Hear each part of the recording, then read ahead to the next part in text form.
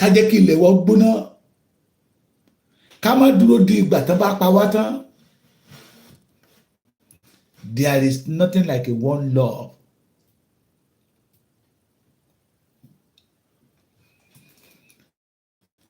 Ká tètè mo wá ń wò lọ́sàn-án pé no wonder títí là ń wọlé tó ń fìdí wọn tẹ́lá ń wọlé ó kún wọn kẹ́kẹ́kẹ́kẹ́ àṣé àwọn ará bíbá ẹ̀ ń dáná yá wọn ni. We the Yoruba we must dáná yá wọn too. Agbẹ́dọ̀ dìde o kí ikú tó pẹlẹ́dìyẹ kó má bàa pélé wúrẹ́ wa. A ò gbẹ́dọ̀ jẹ́ kí Fúlàní ó borí wa. A ò gbẹ́dọ̀ gbà àwọn ẹran tó fi ń jẹ oko tó fi ń jẹ ohun ọ̀sìn wa ẹ̀rí àrà tí àwọn ọmọ Ìgbò bí wọ́n dá àwa Yorùbá náà lè ṣe é ká gbéná wojú wọn. Inú oko kòkó, inú oko ọ̀gẹ̀dẹ̀, inú oko ẹ̀gẹ́, inú oko iṣu Fúlàní ti bà gbogbo ẹ̀jẹ̀ mọ́ wa lọ́wọ́. It is time for the Yoruba to fight back. It is time for the Yorubas to fight back. Bàbá mi tó ń preach yìí, go and preach for the Fulanis. Thank you, God bless you. When they are killing Yoruba every blessed day, kidnap Yoruba every blessed day, you did not preach for them that this life is a temporary. That temporary, let allow Yoruba to enjoy that temporary before we leave this world.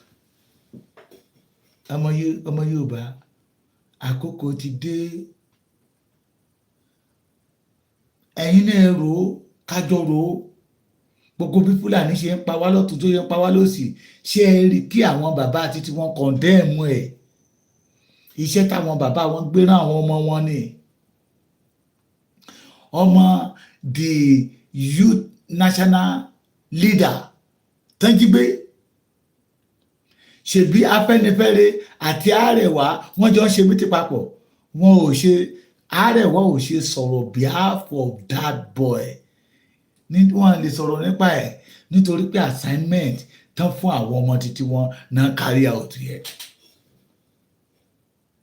Bọ̀tò ṣe ní láàánú pé àwọn bàbá títí wa wọ́n tó ń sọ̀pọ́tì àwọn tó ń pa ìran wọn bí ẹni pàjá bí ẹni pẹran. Ọmọ Yorùbá ẹ jẹ́ kí ilé ìwà gbóná mọ́ wọn náà. We can do more than Igbo. We can do it more than Igbo. Ẹ jẹ́ kí títí wa ó ṣe kí ni kó gbóná ju ti Igbo lọ. Ẹ gbọ́ táwọn ọmọ Igbo sọ ni pé this land belong to them. Ilẹ̀ yìí ó tàwọn ni ó. They can undo to secure this land, to defend the land, and they are doing it. What about the Yoruba people? Ṣé bá a ṣe dákẹ́ tá a máa wòran lọ lílé? Ṣé bá a ṣe dákẹ́ rèé tí a jẹ́ kí àwọn olóṣèlú àtàfẹ́nifẹ́re continue sell the Yoruba to the Fulanis? Kọ́dẹ̀ máa gbowó wa lójú wa, owó orí wa lójú wa, ká tún máa ná lójú wa, ká tún máa fi ìyà jẹ wá. Ìyà wa di ìyà ọ̀nà méjì. Ikú sọnù, àdá náà tún sọnù. Ikú sálọ, àdá sọnù. Àwa wà nídìí òro, àárí òro jẹ. Àwa wà nídìí ọ̀sán, àwọn àgbààgbà ilẹ̀ Yorùbá wá fún wa ní kíkan mú ẹ̀dẹ̀ ní kádákẹ́ ká máa wòran. Àkókò rẹ̀ fún ìran Yorùbá láti dìde láti jà. We can do more than Igbo people.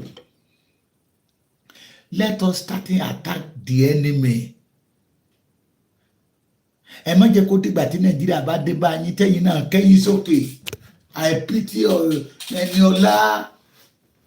Ẹni bó ṣe ń pariwo tí ò rí dídòkò mọ́ kò lè dá dúró mọ́. ẹ má jẹ́ kí ó dìgbà tẹ́yìn náà bá ní experience yo Nàìjíríà kẹ́ tó mọ̀ pé àkókò rẹ̀ fún ìran Yorùbá láti dojú ìjà kọ àwọn aṣebi kí ilẹ̀ wọn gbóná mọ́ wọn kán bá lè máa lọ. Ojúbọ̀rọ̀ ṣe gbọmọ lọ́wọ́ èkùrọ́. They are evil. The Yoruba must not live with evil people. We, the Yoruba, must flush them out. Operation flush them out.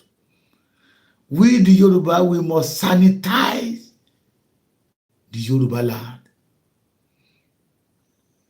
Àbùkù ńlá ni kẹ́ máa lọ lójú títì láàrin ìlú. Kẹ́ máa tẹ̀gbẹ́ màálù mọ́lẹ̀. Eṣinṣin máa bò bí nǹkan mìíràn ni. Tó bá yá kọ́lẹ́rà gbàlú. Àrùn onígbá méjì á wù jáde.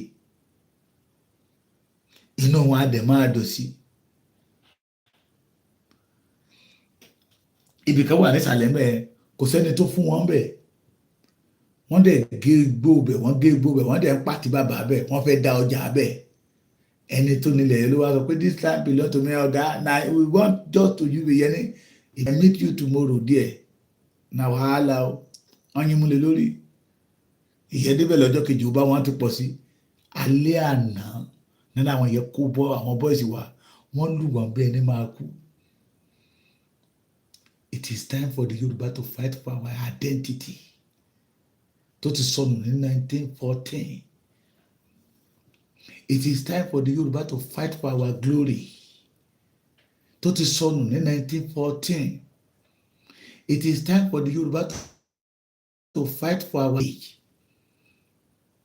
Tó ti gbà lọ́wọ́ àwọn bàbá wa ní 1940 tán gbé pàǹdà lé ìran Yorùbá lọ́wọ́. In support of British, we must say no to them.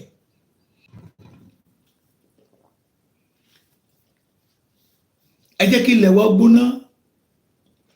Tí ilẹ̀ wa bá gbóná mọ́ wọn,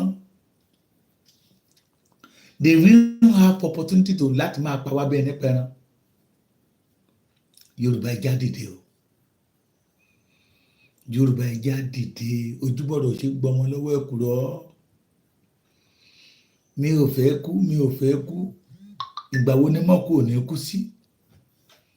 Ẹni tó ń sá fún ikú, tó ń sá fún ikú Fúlàní, ṣé nígbà tí Fúlàní bá bò wá mọ́lẹ̀ tán jẹ gàba lórí wa kì í ṣe kankan máa mú wa lẹ́yọ kọ̀ọ̀kan máa pa wá bẹ́ẹ̀ nípa ẹran. Ikú ti wọlé dé nìyẹn. Èrè èdè tí a fẹ́ sọ fún yín pé ẹja dìde kájà bí akọ́dé. Ẹja fi ṣe operation fire for fire. Wọ́n ti gbé violent wọlé. Ẹja pàdé wọn pẹ̀lú violent. Fúlàní ti gbógun wọlé. Ẹ jẹ́ káwa náà pàdé wọn pẹ̀lú ogun. Ká jẹ́ kí gbogbo àgbáyé mọ̀ pé àwa Yorùbá we are not in Nigeria. British ló fi tipátipá dá wa papọ̀, ìwà wa ò bára wọn mu, ìṣe wa ò bára wọn mu. Yorùbá ẹ jáde dé ká jà fúnra wa. Ẹ̀yin ọ̀dọ́ mo bẹ̀ yín, ẹ dìde. Ajá wa lẹ́ni lẹ́yìn. Ó yẹ ká lè pọ̀ bọ̀. Torí àwọn bàbá wa sọ wípé ajá tó bá lẹ́ni lẹ́yìn á pọ̀ bọ̀.